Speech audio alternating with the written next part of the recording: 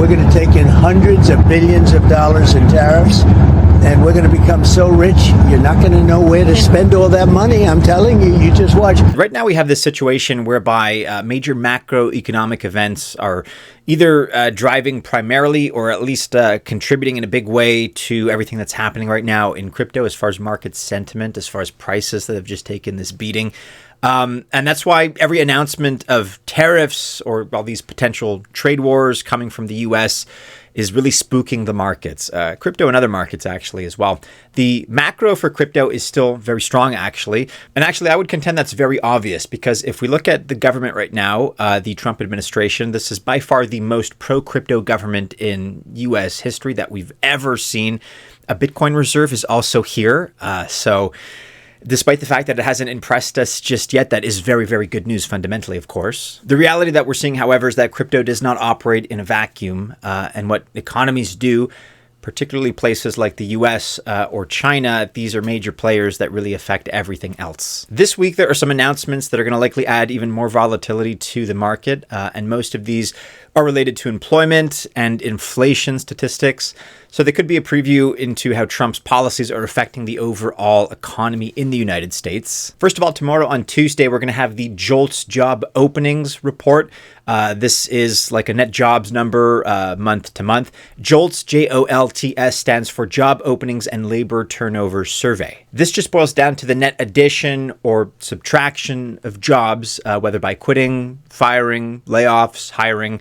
And then Wednesday, also by the same Bureau of Labor Statistics that does the JOLTS report, we're getting the CPI, Consumer Price Index, or effectively inflation. This is a big one. Now, they actually cut the most volatile things by price that people spend money on, things like food and energy. So I wouldn't say it's a great reflection of what inflation actually is, but it's still a decent measure of just how much inflation is leaking into the economy. And as a monthly measure, we can see if things, of course, are getting either better or worse. The expected forecast here is 3.3% annually, and a lot of analysts out there are saying that they expect to see inflation drop back into the 2% or so range. Trueflation, which is a crypto project, thinks it's going to drop down to 1.4%. And there's even this theory right now that's catching on with certain people that Trump is doing all of this on purpose to the economy in order to slow activity and to bring down rates. He needs lower rates since the United States has so much debt to refinance this year. We don't know if that's why he's looking to put tariffs in against everyone, but it's a slightly far-fetched, but, roughly plausible explanation. CPI, though, really is the big one. And Thursday, we're going to see two more big reports as well on jobless claims and PPI. Jobless claims, that's just what it sounds like. People filing for unemployment for the first time. And this is going to show us how many layoffs are really taking effect in the economy. As to PPI, that is the Producer Price Index. And this measures how much costs are going up for producers of goods and services, right? Manufacturing, that kind of thing. The easiest way to think about this is a restaurant, because if food costs increase and it costs, let's say, double to get whatever quality steak, whatever the restaurant tends to serve or whatever their specialty is, if that restaurant's costs go up, if they double in this case, then the price of the steak on your plate also goes up, of course. The end user, the end consumer, in this case, the diner, is going to feel that. So sometimes PPI rises before CPI does, sometimes after, but that's also going to be an important metric to consider. The expectation for so-called core PPI, that's without food and without energy, is 3.5%. And by the way, you may be noticing, especially on crypto Twitter, so many accounts out there, including the ones that we use on a regular basis, that are actually very closely following these macro events. A lot of these accounts, a lot of these analysts are paying close attention, and it's no accident, honestly. This Spotlight video is sponsored by Walrus Protocol, which has the fastest solution for data storage on the market today. And of course, it's from the team behind Sui. And it's a potential Filecoin killer because it does, quite frankly, a lot of things that Filecoin cannot. One thing is that it's so resilient that even with only a few nodes operating, your data availability won't be affected. Decentralized data storage on Walrus is solving a pretty big problem that many blockchains suffer from. That's poor coordination, and it affects you more than you may realize. Walrus Protocol has some pretty big advantages with Sui and the Move programming language over other decentralized data providers. The problem, as they see it, is coordination. That's making sure if a protocol does three things, that those things work seamlessly with each other. Also, the protocol needs to work with other projects in the ecosystem and with the blockchain infrastructure, like validators. Listen to Sui co-founder here, Adeneyin Abiodun, describe the problem and how Walrus is part of the solution.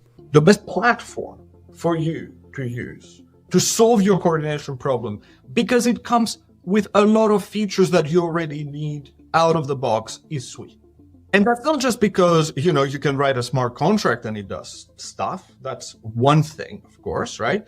But also if we take the example, let's say again, of Walrus, even the things that are not in Sui, right? Let's say the storage nodes that are separate from Sui, they still need to coordinate with each other. And our best bet, we believe, is to coordinate through Sui, right? To say, well, look, okay, we're all going to be reading and writing state from Sui, doing transactions, reading state, expressing things as resources when it makes sense, and that drives effectively that off-chain infrastructure.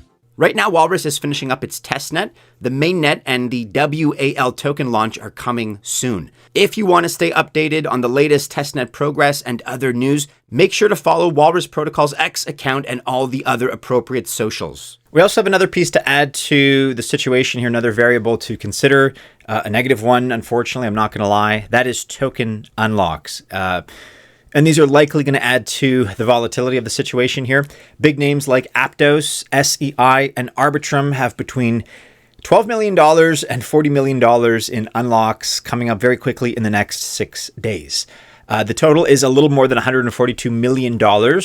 For these projects, it's actually quite likely, as usual, that this is going to create selling pressure. And that may extend to the rest of the market, or at least part of the market, since there's not a ton of liquidity out there right now. Eigenlayer, Athena, Render, and Starknet have unlocks this week as well. Render's is only $1.5 million. However, the market is reacting negatively to all the news. Whatever it can, really, whatever can latch onto, it just seems to want to have a negative reaction. And this is going to give it a reason to have that sort of a response. So don't be surprised if you do see a drop for these projects as well. So certainly keep these things in mind. I don't want to sound too negative in today's video, but that's kind of a picture of the landscape right now. I want you to keep some of those more negative variables in mind. But that being said, don't be overly worried. If you purchased Bitcoin or Ethereum or Solana or some of the altcoins that we've also purchased on this channel, and you bought them last week or last month, and you're down and you're concerned, just remember and maybe ask yourself as a question, have any of the major fundamentals related to those projects, have they changed in the last week or two? Or is the price difference really the only thing that's getting you down? If it's just a question and a function of the price being different, being dragged down by the entirety of this nasty market right now, then just hold on.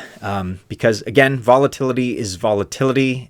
We are expecting it to continue this week, but that will be temporary in the grand scheme of things. We're going to have a rebound and the cream eventually will rise to the top once again.